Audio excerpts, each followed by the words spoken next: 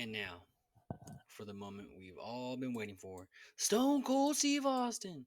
Dun dun dun dun. Dun dun dun dun. All right. Today is 3/21/2026. Wow. We're about to be done with March. This week on the NASDAQ, we fell. We fell far. Monday and Tuesday seemed to gain some. Uh, it traded into a premium price range, and after that, we kind of see the use of the first presented fair value gaps, um, as far as like price booking lower. This is the 15-minute time frame. Um, Even on the 15-minute time frame, you can see the accuracy here, how it comes up. Well, this is Wednesday's first presented fair value gap. And it continues to use it. Monday's first presented fair value gap later in the day.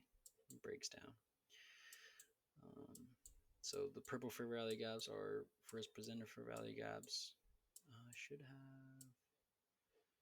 That's weird, but the lines in blue outline a daily wick. This daily wick here, the 9th of March. Other than that, there wasn't a lot of fair value gaps that price was in or order blocks really, unless you really go back in time. But I was just using something that was close to the boat, which is this wick here.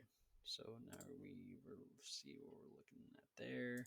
I couldn't find anything really clear on the 4-hour. I'm gonna review Thursday, so when I can't find anything on the 4-hour, I'll go up to the daily chart and then I'll use my 15-minute time frame. So on the 15-minute time frame, you got to go back and you'll see a buy side imbalance, sell side inefficiency that was created on the 9th of March. You can see that here. So the high of this candle, and well, since there's an imbalance here, you just go up to the top of the imbalance. So you have a fair value gap there. You can see prices engaging with it. Thursday, I took this trade. It looks weird because the 15-minute, but let's go back down to the 1-minute. Thursday here. So you can see pre-market was a lot of sell side action. Then market open.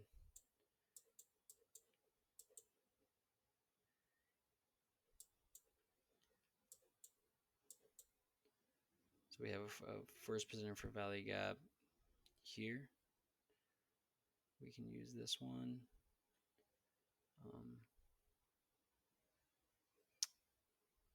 I mean, this is the trigger that I used as an inversion fair value gap. So you kind of just put it out in time. Boom. You can see kind of like the sensitivity at the wick, at the I believe it's the lower quadrant of the wick. You can see the sensitivity there. It's below 0.830 opening price for Thursday. So you're looking for longs here. So once we get an inversion fair value gap and reaction off of a wick, as well as it's kind of reacting off the 15-minute fair value gap, not as cleanly as you'd like it to, but you can see that reaction there, inversion fair value gap, and then boom, straight to relative equal highs. And if you look before 7 o'clock, that's all there is buy side liquidity. It didn't end up going there not until later in the day. You can see the sensitivity building up around these wicks. So like the daily time, you can see how price interacts with the daily chart or the 4-hour chart. Like the higher time frame charts dictates how the price books pretty heavily. So that was there. That was a long on Thursday. And then going into Friday, You can see it's still using all of these points on the daily wick. Sorry, all these like data points on the daily wick, and still kind of using that 15-minute buy side and bounce, sell side and efficiency here. And then boom, we get to Friday.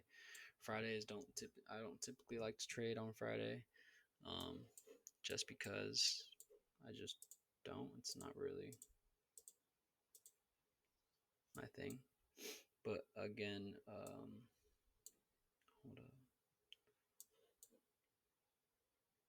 Okay, yeah. So Thursday, on top of all the things I just showed you, the opening range gap was above price, so you can see here that it filled that gap. Then Friday left that gap open. Um, so today on Friday, I took this trade here, and I'll go kind of into why I took that. Um,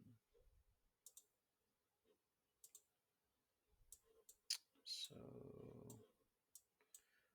I'll get into Friday. I mean, this week, like it used a lot of the same reference points.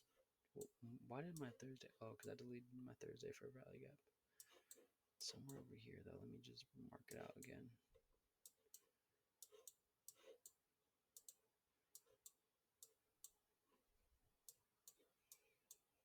So you could use this as a trigger, but I think the true first presenter for a value gap was probably right here.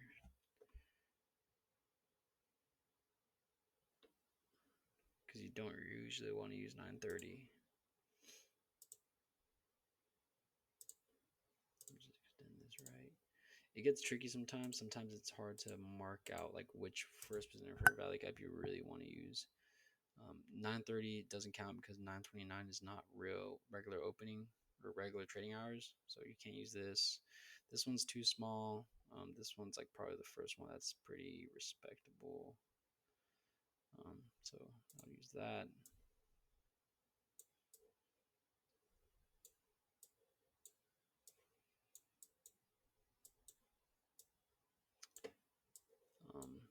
Okay, so here I waited for market open.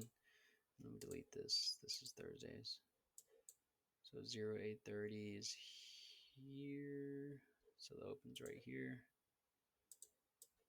You can see prices below. There's an opening range gap up here. See this opening range gap from Thursday and Friday. So that was a kind of like another draw that I had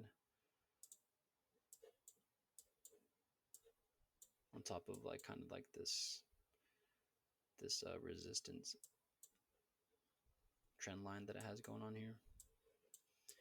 So boom, it opened, it dropped like pretty aggressively, and then it there's an inversion for value gap here. You see how there's an imbalance between this candle and this candle, small one. So that's what I use as a trigger. These count as for value gaps, so you can use them like that. So boom, you buy here, put your stop loss there, and you can see how it like stops right at the consequent encroachment of the 15-minute fair value gap.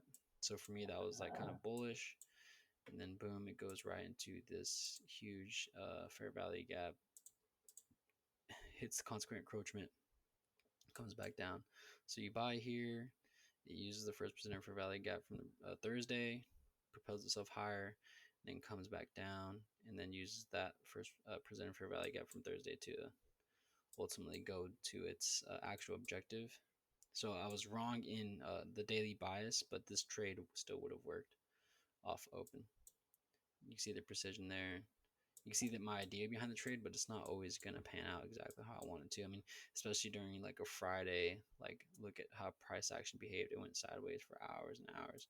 Then it hit the bottom of the 15-minute fair value gap, came back down, went for a huge sell side liquidity sweep. Way it like swept liquidity here. Obviously, people were probably long in, kept stopping out, and then it eventually hit some PD array back in time that I'm not going to go into.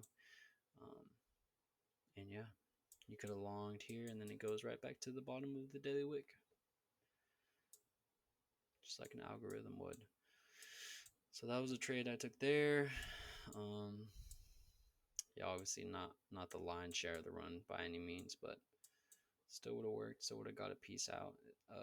Still made logical sense to me to go long there. Um, and you could have gone long down here before the end of the day. It's just I was on the chart. I was even looking at the charts at this point in my day. Um, but yeah, it's kind of a review of the week, I guess, and it's interesting to see how it uses first presenter fair value gaps. Um,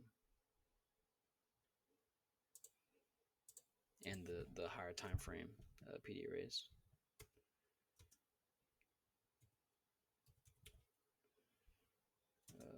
There's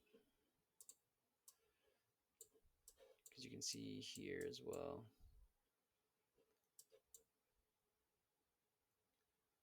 how Tuesday kind of uses it,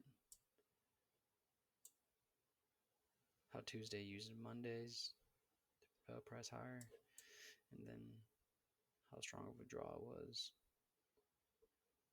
See how it kind of like used it. Wednesday used it right here, and Tuesday to send price lower, and then boom, Monday again. On Wednesday, used it to send price lower.